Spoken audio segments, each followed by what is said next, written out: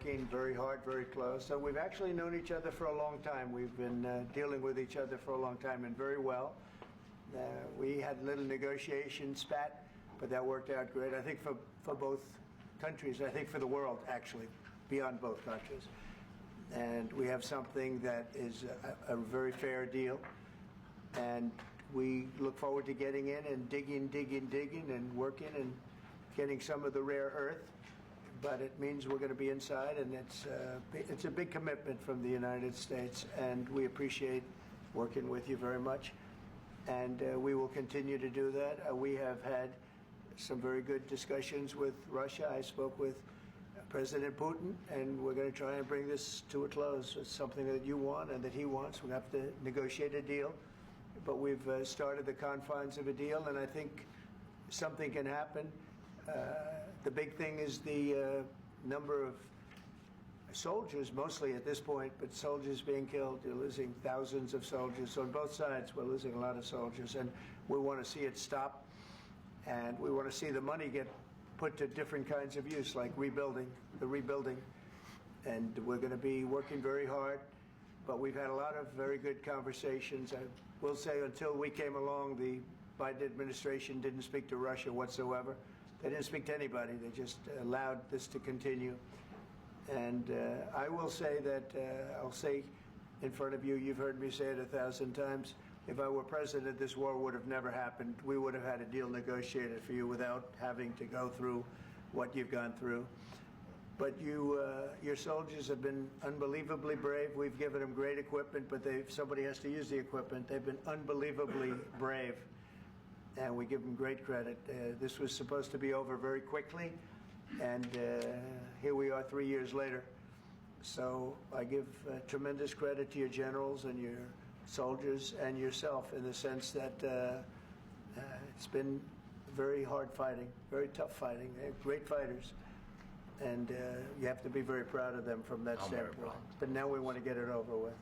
It's enough, right? We want to get it over with. So it's an honor to have you here. Thank you very much for coming. We're going to sign the agreement at the conference in the East Room in a little while, right after lunch. And we'll be having lunch together. We're also discussing some other things. And we appreciate everybody being here. It's somewhat of an exciting moment, but the really exciting moment is when they stop the shooting or we end up with a deal. And I think we're fairly close to getting that, and an honor to have you. And please, I'd like to say something.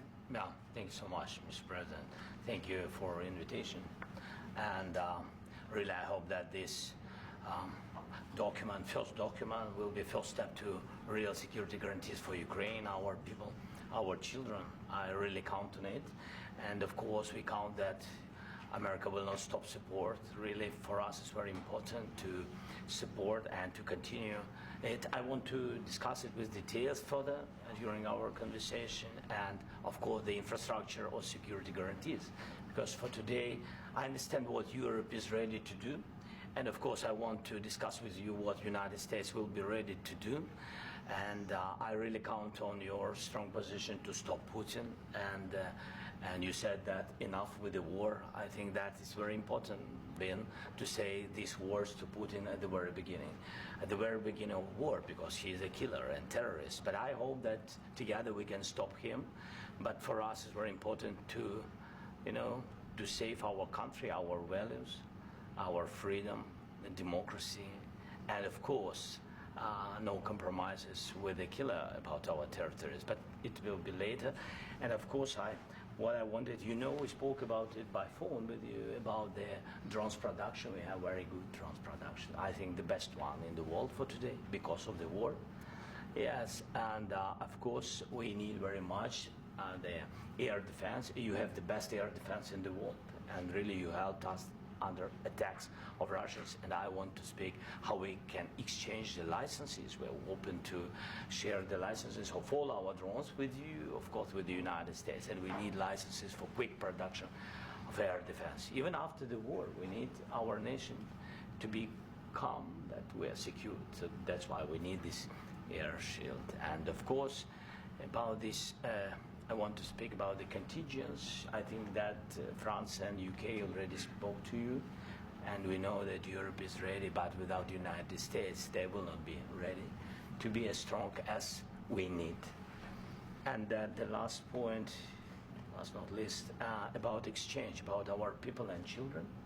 And you know that these crazy Russians, that they stolen 20,000 of children, Ukrainian children. They changed their names, they changed their families, relatives, and now they're in Russia. We want to bring them back, and really, it's a big dream, task, and goal for me, and our warriors.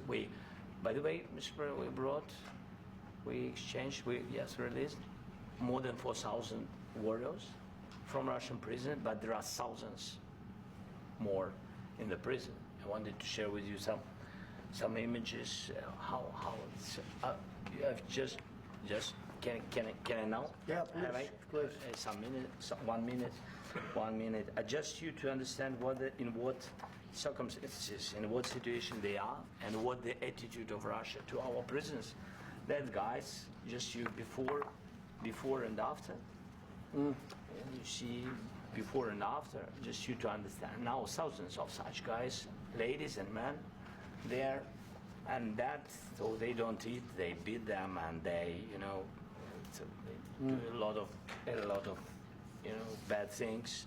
So out of, even during the war, there are rules. Everybody knows there are rules during the war. So these guys, they don't have any rules. You see that 50, 60 kilograms left, and a lot of such things. And I didn't want to show you what the changes with images of children, because I will just share with you. I mean, it's looking tragic. Yep, that's tough stuff. Yeah, I wanted very much to give you, and you see. Yeah. This is pastor, by the way. They stolen pastors because it's not Russian church. They stolen pastors and moved pastors to the prison. We, at the end of last year, we brought 3 pastors, and we could exchange them. And this is pastor, you see. Yeah, that's tough. Yeah. So I mean, this I wanted to show you, and this. So thank you very much. We want to get that ended, right? Yeah. Of course, we And will. I think we will. And We have to, of course. do you have any questions, please? Mr. President. Thank you, Mr. President. With the, how much money is the U.S. going to put into the fund that is being created today, and how does this provide long-term security for Ukraine? Well, we don't know exactly how much, because we're going to be putting some money in a fund that we're going to get from the raw earth that we're going to be taking and sharing in terms of revenue. So it's going to be a lot of money will be made from the sale and from the use of raw earth. And as you know, our country doesn't have much raw earth. We have a lot of oil and gas, but we don't have a lot of the raw earth. And what we do have is protected by the environmentalists, but that can be unprotected, but still it's not very much.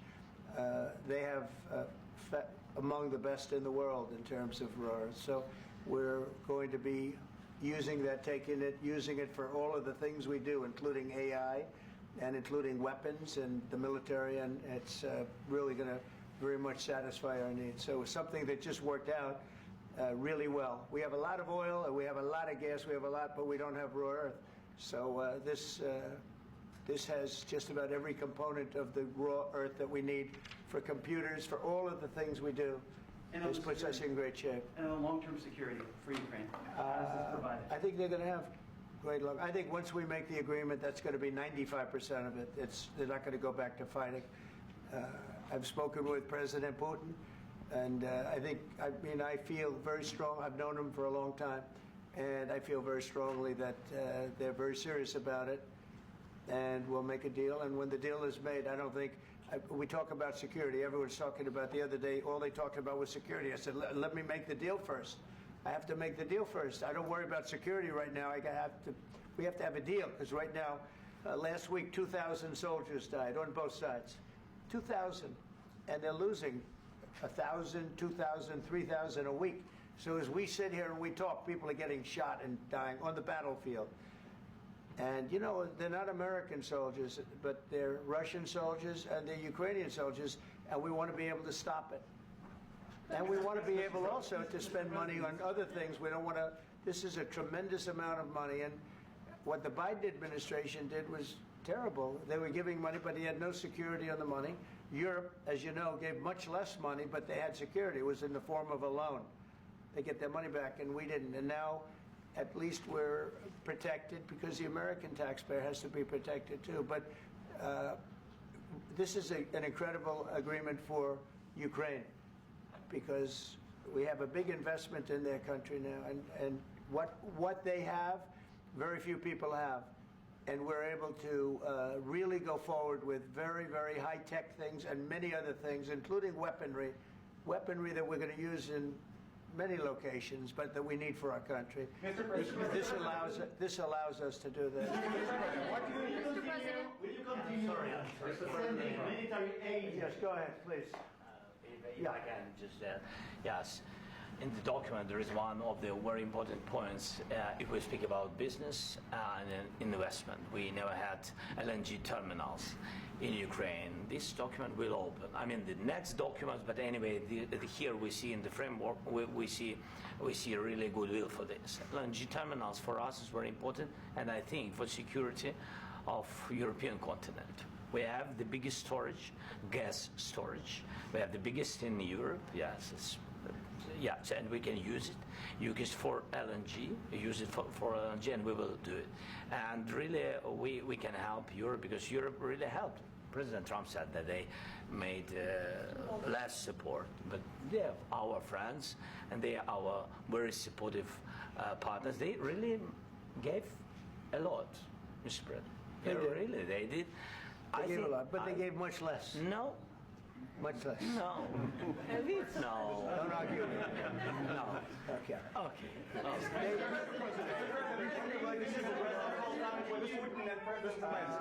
Yeah, please. Mr. President Trump, you have repeatedly called the deal with Ukraine as a historical one. And as a President of the United States, you make historical decisions in other issues which affect America and other world. So what place in the world history do you want to take? And do you associate yourself with any famous historical figures? Yeah, I'd say George Washington, Abraham Lincoln. I would say I'm far superior to George Washington and Abraham Lincoln. Now, you know I'm only kidding, right? Because when I say that, the fake news is going to go wild. They're going to say he considers himself to be better than Washington. But you never know. You never know. I don't compare myself to anybody. I'm here to do a job. We've had a great 35 days or whatever it might be, a month, a little more than a month. We've accomplished tremendous amounts. Not only this would be a very great achievement if we could get the war stopped and get them back to normalization. I think that's going to happen. We've had very good talks on both sides, as you know. But I think we've done a very good job, just generally. If you look at all of the things we've done in 30 days, they're saying there's never been a opening for a president. The first month, there's never been a first month like we've had. And this is one of the very important things. This, to me, is one of the most important things because we have tremendous death taking place as we speak, and I don't want to have that. You know, think of the parents, whether they're in Russia or Ukraine, think of the parents of all these people being killed needlessly. They came to our territory. Should have never started. This would have, if I were president, this would have never started. Mr. President, will you continue sending military aid to Ukraine after the U.S. signs this agreement with Ukraine? Yeah, we're going to be continuing. President Zelensky, do you feel like the U.S. is on your side, that President Trump is on your side at this moment? Right. What do you think? He wants to know, do you think that, sort of a stupid question, because I guess we wouldn't be here if I wasn't. But, I think that the United States on our side from the very beginning of occupation, and I think that President Trump on our side, and of course, I'm sure that the United States President will not stop support. This is crucial for us. It's important for us. Yes. And Putin, the president, speaks about the people and the soldiers which are dying, but they came to our territory, they came to our land. They began this war, and they have to stop. And I think this is the question, with really the most important question: can President Trump, I hope yes, with some other allies, to stop Putin, withdraw these enemies, our enemy, withdraw these troops from our land? And I think that you asked about the history, I think that if President, or when, he will stop Putin, if President Trump will bring peace to our country, I think he will be on this wall. We've had very, very good talks. Military aid to Ukraine. President Zelensky just said that there'll be no compromises with Vladimir Putin. I just wanted to ask both of you. Firstly, are there compromises that you think that President Zelensky is going to have to make? And President Zelensky, is there anything that you might be thinking that you may be able to offer or bring to the table, for example, elections? Thank you. I think you're going to have to always make compromises. You can't do any deals without compromises. So certainly he's going to have to make some compromises, but hopefully they won't be as big as some people think you're going to have to make. That's all. That's all we can do. I'm here as an arbitrator, as a mediator to a certain extent between two parties that have been very hostile. To put it mildly, they've been very hostile. There's been a vicious war. There's been a vicious war.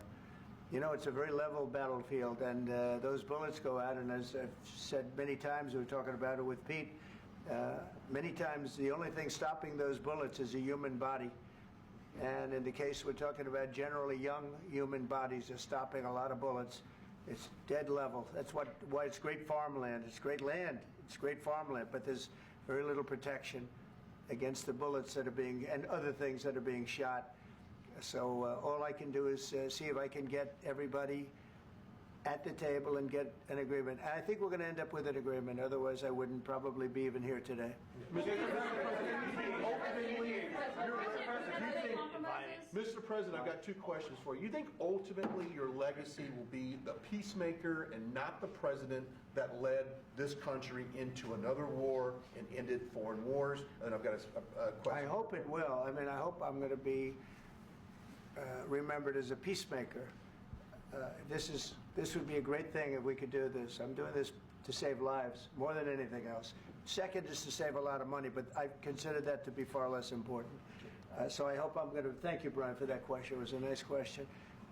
I hope I'll be known and recognized as a peacemaker. This would be a great thing to solve. This is a very dangerous situation. You know, this could lead to a third world war. This was headed in the wrong direction. If this election were lost, if we didn't win this election, and by the way, we won it by a lot. That was a mandate. We won every swing state. We won the popular vote by millions and millions of votes. We won everything. The districts, you look at the areas of red, take a look at a map. This was a big mandate, and this was one of the things. I said, we're going to get this thing settled.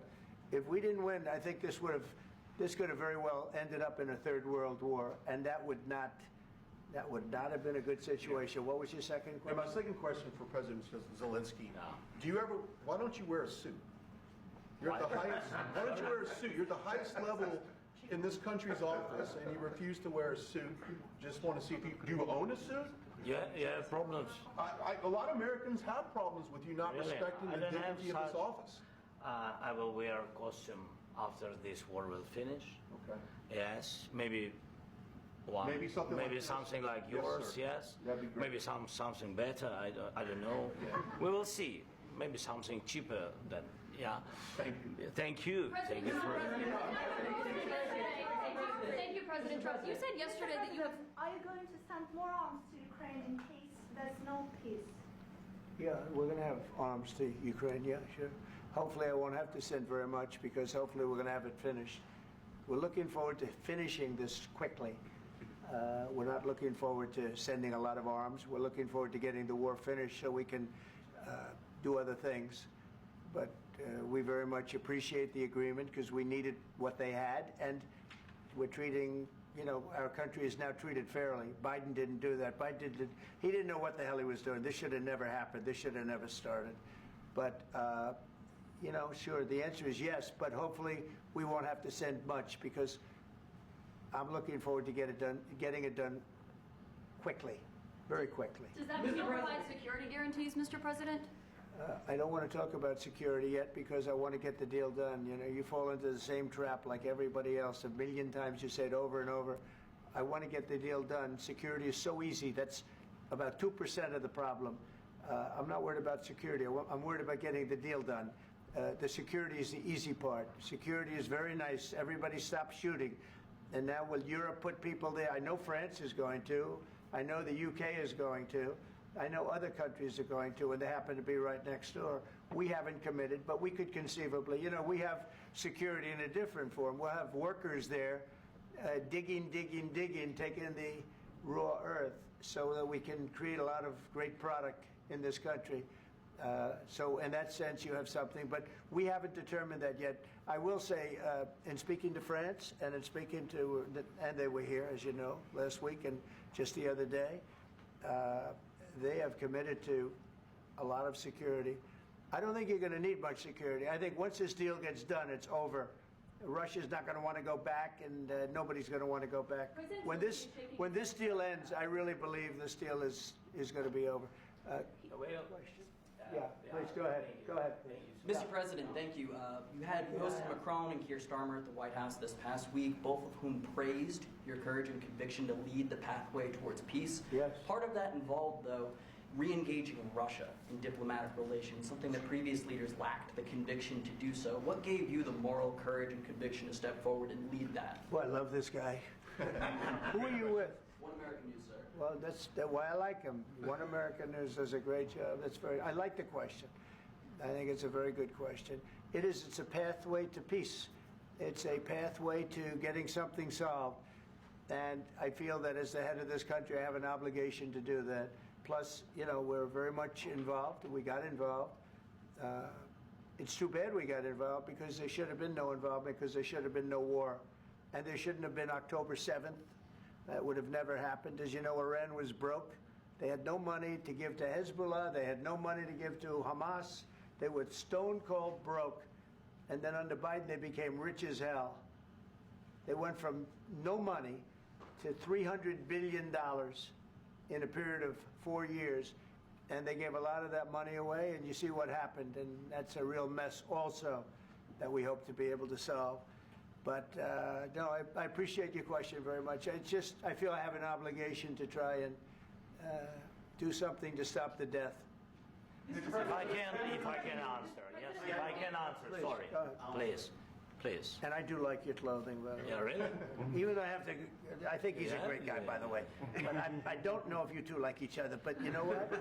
I think he's dressed. I think he's dressed I like this guy. I think he's dressed beautifully. So I have more serious things than answer on such Yes, questions. sure, that's a I will good- answer on more serious good questions if statement. I can. Yes. Yeah. So please, about security guarantees and about just ceasefire. We can't just speak about ceasefire and speak. It will not work.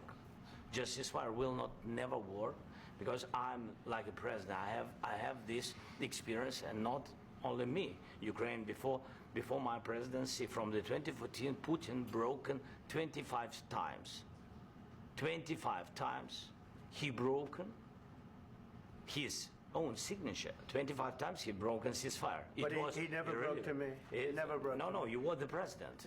You were the president during. He never broke to me. In 2016, you've been the president, Mr. President. You've been the president, but he had, of course, not with you, but he had during those periods, he had conversations with our side, and we had Normandy format. You know, the France, Germany, Ukraine, and Russia, and he broken 25 times. That's why we will never accept just ceasefire. It will not work without security guarantees. Security guarantees, maybe President is right about this document and other, but this document is not enough. Strong army is enough, because his soldiers afraid, Putin's soldiers afraid of our soldiers when we're strong enough. If we are not strong enough, if we are empty, if our storage is empty, we can't defend our land. Today, you know, he knows that we have, all the world knows that we have meeting, yes? Why he's using ballistic? Putin today using ballistic on our hospitals, schools, and etc. Ballistic. So he knows that we are here, and that President Trump is really have goodwill to stop this war. And you hear now the president. So why he's using? So he doesn't want to stop. He doesn't want. But I hope that we will do it. Really, we'll do it. Security. When we speak about security guarantees, when the Europeans are ready for contingents, they need USA backstop. If there will not be United States, we will not never have any contingents, strong contingents from the Europeans, because they don't want to divide alliance, connection between the United States and the main and strongest ally and Europeans. And this is crucial, this is important. That's what we want to speak about very much. This is very important. And air defense. So air defense, really, we have big deficit with all these systems, and we need to provide this. We need it very much. Otherwise, Putin will never stop, and will go further and further. He doesn't want. He hates us, you know? It's not about me. He hates Ukrainians. He thinks that we are not a nation. He thinks, and he shared these thoughts, I think maybe with your team also, I don't know. But with all the Europeans, in media, official and not, he always said that there is no such country, such nation, such language, and such life like Ukrainian. No, he really doesn't respect all the Ukrainians, and he wants to destroy us. And you are right, Mr. President, that's 2%. This document, maybe other documents, it's a very good start, very good, but it will not enough to stop this person. Should Russia pay to rebuild Ukraine? Mr. President, under these Should Russia pay to rebuild Ukraine? They have to pay this question. This is the rule. This is the rule of the war. This is the rule of the war. During all the centuries, all the history, this is the rule of the war. Who began, those pay. This is the rule. Putin began this war. He has to pay all money for innovation. He has to pay. Of course, some Russian assets, what we have in Europe, about 300 billion, we can use them. We can use for innovation and buy military support from the United States also. We can do it, but it's not enough. It's not enough. President Trump, under these circumstances, do you envision a trilateral summit with Putin and President Zelensky? Wait 1 second. I asked this question that you didn't like because I wanted to know if you want to position yourself in the middle between Russia and Yes. Ukraine, or on the Ukraine side. No, I'm in the middle. I want to solve this thing. I'm for both. I want to get it solved. And it's wonderful to speak badly about somebody else, but I want to get it solved. If we can solve it, great. If we can't solve it, they're going to have to fight it out, and who knows what's going to happen. But I want to see it get solved. May I follow up? One more question about U.S. troops in Europe. After Russian invasion of Ukraine, your predecessor sent additional troops to Eastern Europe, including Poland, my country. Yeah. Are you committed to keeping these troops on the eastern flank of NATO in the future? I'm very committed to Poland. I think Poland has really stepped up and done a great job for NATO. As you know, they paid more than they had to. They are one of the finest groups of people I've ever known. I'm very committed to Poland. What about Baltics? Poland's in a tough neighborhood, you know. What about the Baltics? The Baltics, they got a lot of, it's a tough neighborhood too, but we're committed. We're going to be very committed, and we're committed to NATO. But NATO has to step up, and the Europeans have to step up more than they have. And I want to see them equalize, because they are in for far less than we're in, and they should be at least equal. You understand that? Why is the United States, we have an ocean in between, why is the United States in for so much more money and other things as Europe? With that being said, and as you said, they've also been obviously very helpful, but we have put in far more than they have, and I think they should equalize. Mr. President, Yeah, please, go ahead. About the agreement again today, what changed between the first time that Secretary Bessent gave President Zelensky the agreement and today for the signing? We made a deal. So What was the I'm just, deciding factor? I'm a business person. We made a deal. That's what changed. I didn't think we were going to make a deal, and we ended up making the deal, so that changed. Mr. President, what and how do you envision a trilateral summit with President Zelensky and Putin? I don't know, but it's, well, they don't like each other. I can tell you that. Okay? They do not like each other. This is not a love match, and it's unfortunate. That's why you're in this situation. The United States should not have allowed this to happen. Okay? The United States, run by a man that didn't know much, I'm going to be very nice, run by an incompetent person, very incompetent person, should never have allowed this to happen. I've stopped wars. I've stopped many wars. My people will tell you, I stopped wars that nobody ever heard about. I stopped wars before they ever started. You can look at some of, I could give you a lot of nations that would tell you right now they were probably going to war. I could tell you right now there's a nation thinking about going to war on something that nobody in this room has ever even heard about. Two smaller nations, but big, still big. And I think I've stopped it. But this should have never happened. Mr. President? Sorry, just a second. About any negotiations. First of all, I want really to tell you, and I think that everybody understands that Ukraine, more than Ukrainians, nobody wants to stop this war. But at the future, any negotiations, it's understandable that two sides of the war, not Russia and the United States, because this is not the war between Russia and the United States. This is war of Russia against Ukraine and Ukrainian people. So these two sides will be at the anyway will be at the negotiation table. Then of course United States, like the strongest partner of the Ukraine, and of course Europe. I think Europe is very important. I want to speak about it with the president.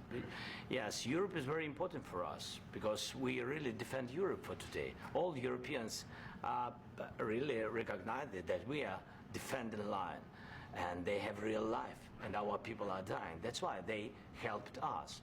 And also it's about the NATO. Yes, between, like the president said, you have big, nice ocean. Yes, between us. But if we will not stay, Russia will go further to Baltics and to Poland, by the way. But first to the Baltics. It's understandable for them because they've been in the USSR. You know, they've been one of the republics of the USSR, and Putin wants to bring them back to his empire. It's a fact. And when he will go there, if we will not stay, you will fight. Your American soldiers, it doesn't matter, do you have ocean or not, your soldiers will fight. Mr. President, would you be willing to visit Ukraine, maybe Kyiv or Odessa, which is going to be a 30-year-old Black Sea? It was my question. Yeah. Sorry. I don't want to talk about Odessa now. Let's not talk about Odessa. I want to talk about making a deal, getting peace. We don't have to talk about Odessa, but a lot of cities have been destroyed. A lot of cities that are not recognizable. There's not a building standing. No. And a lot of things have to happen. You have to come and to look. No. We have very good cities. Yes, a lot of things have been destroyed, but mostly cities alive, and people work, and children go to school. Sometimes it's very difficult. Sometimes closer to front line, children have to go to underground schools or online, but we live. Ukraine is fighting, and Ukraine lives. This is very important. And maybe it's Putin is sharing this information that he destroyed us. No, he lost 700,000 people, 700,000 soldiers. He lost everything. Yes. So. Mr. President, one more. I mentioned Poland. Please, go ahead. When did you last speak with President Putin, and what did he say that? A couple of days ago. And what did he tell you that gave you the assurance that he wanted peace? Well, that's what I do. My whole life is deals. I know pretty good. And I've known him for a long time. I've dealt with him for a long time. He had to suffer through the Russia hoax. You know, Russia was a hoax. It was all Biden. It was nothing to do with him. So he had to suffer through that, and he was able to do that. I think that he wants to make a deal, and he'd like to see it end. That's all I do. That's what I do. My whole life, that's what I do is make deals. And I'm in the middle of a mess because this is a real mess. It's a very dangerous one. If this doesn't get solved now, it's not going to get solved for a long time. So I hope we're going to get it solved. In the back, please. Thank you, Mr. President. Prime Minister Starmer claimed repeatedly that his government believes in free speech and was not engaged in censorship. But his country's government arrests people for memes and thought crimes, and even more worrisome is pressuring American companies to censor Americans on its behalf. How can he be a reliable, trustworthy partner when he says things that are demonstrably false on such an important topic? Well, we actually spoke to him about that yesterday, and we thought they took it very, very much too far. JD was very strong on it. So was I. So was Marco. And we've been speaking to him about it. Marco, would you like to say something about that? We have concerns, obviously, with the conduct of those, particularly as it impacts Americans. And there's real concern that American speech, which is online, could fall into the hands of British or any country's jurisdiction. And so this is a point the Vice President made at Munich, and I think is a very compelling one, that what unites us with Europe, as much as anything else, is these shared values, and one of them being free speech. And so if Americans are threatened by it, we're going to need to take action in that regard. Mr. President. It's actually a very important question. We spoke about this in detail with the Prime Minister, the Foreign Secretary, and others at lunch yesterday. And I know that Secretary of Commerce Lutnick followed up in private meetings last night. This is really important. We believe Americans have the right to speak their mind, even if we in this room disagree with them. They have the right to speak their mind in the public square, which is often online these days. And we're going to defend that right as it pertains to American companies and American citizens vigorously if we have to. I do think that under the President's leadership, we're going to find common ground with our friends in the UK on this question, but it remains to be seen. The principle that will guide us is we believe in free speech in this country, and we'll fight for it for American citizens. Mr. President, on the deal, is there any other oil and gas component to the deal? Is it all critical? A little bit. We'll see. On LNG? But we're not really looking for that so much. We got a lot. We have more than anybody in the world, by far. So no, we're not talking about it too much, but a little bit. I think it affects also, but for the most part, no. And sir, is there any agreement from Ukraine to purchase U.S. LNG as part of the deal, or is that on the table at all? No, we don't need that. Mr. President, I just wanted to ask you about, you just mentioned that you'd spoken to Vladimir Putin a couple of days ago. Just to be clear, that's a new call, not the one that you... I've spoken to him on numerous occasions. Okay. How was the latest call? What did you discuss? How did it go? Are you serious with that question? I am. I'd love to know. It went well. I think we're going to have a deal. On the minerals deal, Mr. President, some of those minerals are in the east of Ukraine, not far from the front lines and in areas that Russia has occupied. Will you direct President Putin to withdraw his forces from those areas if there's U.S. interest? Well, we'll take a look at the time. We have a lot of area. It's a very big area we're talking about, so we'll take a look. I'll study that and I'll see. And who would protect those minerals if they are U.S. interests? Would that be Ukrainian They'll forces? They'll be protected. The agreement will protect them. US the forces? agreement, yeah, we're signing an agreement. You know? Right, but what if Russia tries to invade or there's Russian aggression in those spots? I just told you I don't think that's going to happen. And if that were going to happen, I wouldn't make a deal. If I thought that was going to happen, I wouldn't make a deal. Some people may wonder why. You know, they ought to focus on CNN on survival, not asking me these ridiculous questions. Focus on surviving, because CNN's got such low ratings, I don't think they're going to survive. Let's go. Yeah, please, go ahead. I already mentioned Poland. Poland was under Russian control for decades after the Second World War.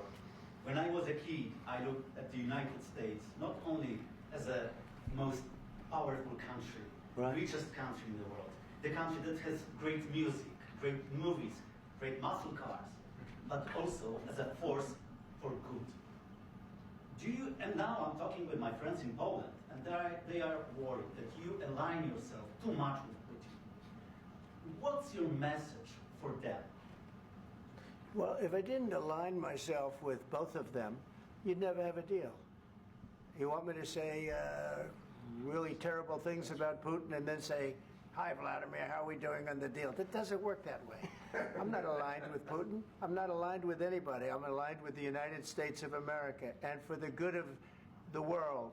I'm aligned with the world, and I want to get this thing over with. You see the hatred he's got for Putin. It's very tough for me to make a deal with that kind of hate. He's got tremendous hatred, and I understand that, but I can tell you the other side isn't exactly in love with, him either. So it's not a question of alignment. I'm aligned with the world. I want to get the thing set. I'm aligned with Europe. I want to see if we can get this thing done. You want me to be tough? I could be tougher than any human being you've ever seen. I'd be so tough.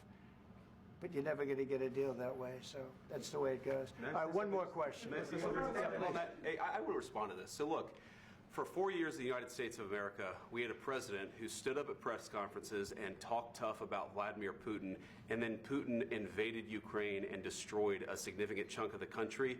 The path to peace and the path to prosperity is maybe engaging in diplomacy. We tried the pathway of Joe Biden of thumping our chest and pretending that the President of the United States' words mattered more than the President of the United States' actions.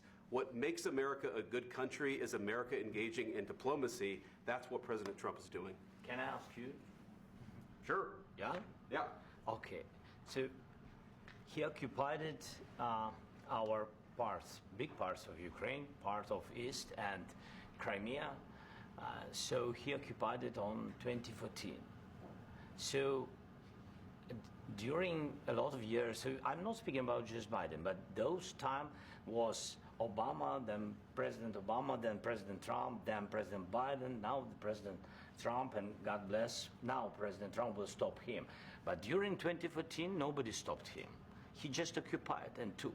He killed people. You know what the contact 2015.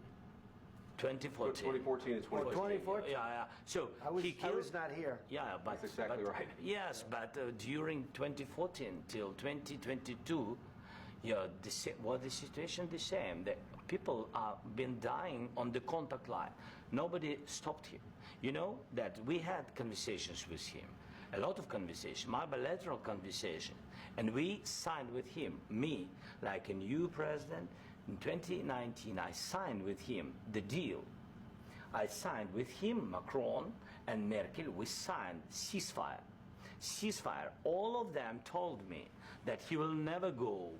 We signed him with gas contract. Yes, but after that, he broken this ceasefire. He killed our people, and he didn't exchange prisoners. We signed the exchange of prisoners, but he didn't do it. What kind of diplomacy, JD, you are speaking about? What do you mean? I'm talking about the kind of diplomacy that's going to end the destruction of your country. Yes, but if you Mr. President, with respect, I think it's disrespectful for you to come into the Oval Office and try to litigate this in front of the American media. Right now, you guys are going around and forcing conscripts to the front lines because you have manpower problems. You should be thanking the President for trying to bring an end to this conflict. Have you ever been to Ukraine that you say what problems we have? I have been to. Count one. I've actually watched and seen the stories, and I know what happens is you bring people, you bring them on a propaganda tour, Mr. President. Do you disagree that you've had problems bringing people into your military? We have problems. And do you think that it's respectful to come to the Oval Office of the United States of America and attack the administration that is trying to prevent the destruction of your country? A lot of questions. Let's start from the beginning. Sure. First of all, during the war, everybody has problems, even you, but you have nice ocean and don't feel now, but you will feel it in the future. God bless. You don't know that. God bless. God bless. You will not have a war. Don't tell us what we're going to feel. We're trying to solve a problem. Don't tell us what we're going to feel. I'm not telling you. Because you're in no position to dictate that. That's Remember exactly what this. You're in no position to dictate what we're going to feel. We're going to feel very good. You will feel influence. We're going to feel very good and very strong. You will feel influence. You're right now not in a very good position. You've allowed yourself to be in a very bad position, and he happens to be right about it. From the very beginning of the war. You're not in a good position. You don't have the cards right now. With us, you start having cards. But right now, you don't. Yeah, you're playing cards. You're playing cards. You're gambling with the lives of millions of people. You're gambling with World War III. You're gambling with World War III. And what you're doing is very disrespectful to the country, this country. That's back to you. Far more than a lot of people said they should have. Have you said thank you once? This entire meeting? No, in this entire meeting, have you said thank you? You went to Pennsylvania and campaigned for the opposition in October. Offer some words of appreciation for the United States of America and the president who's trying to save your country. Please, you think that if you will speak very loudly about the war, you can... He's not speaking loudly. He's not speaking loudly. Your country's in big trouble. Can I Wait a minute. No. You've done a lot of talking. Your country is in big trouble. I know. You're not winning. You're not winning this. you have a damn good chance of coming out okay because of us. Mr. President, we are staying in our country, staying strong from the very beginning of the war. We've been alone, and we are thankful. I said thanks you haven't in been this alone. cabinet, You and haven't not been only alone. in this cabinet. We gave you, through this stupid president, $350 billion. You voted we gave for you your military equipment, and your men are brave, but they had to use our military. Yes. What about if you didn't have our military equipment, if you didn't have our military equipment, this war would have been over in 2 weeks. In 3 days, I heard it from Putin. In 3 days, this is something maybe new. less. In 2 weeks, of course, yes. It's going to be a very hard thing to do business like this. I tell you. Just say thank you. I said a lot of times accept that there are disagreements, and let's go litigate those disagreements rather than trying to fight it out in the American media when you're wrong. We know that you're wrong. But you see, I think it's good for the American people to see what's going on. I understand, sir. I think it's very important. That's why I kept this going so long. You have to be thankful. You don't have the cards. Thankful. You're buried there. Your people are dying. You're running low on soldiers. Listen, you're running low on soldiers. It would be a damn good thing. And then you tell us, I don't want a ceasefire. I don't want a ceasefire. I want to go, and I wanted this.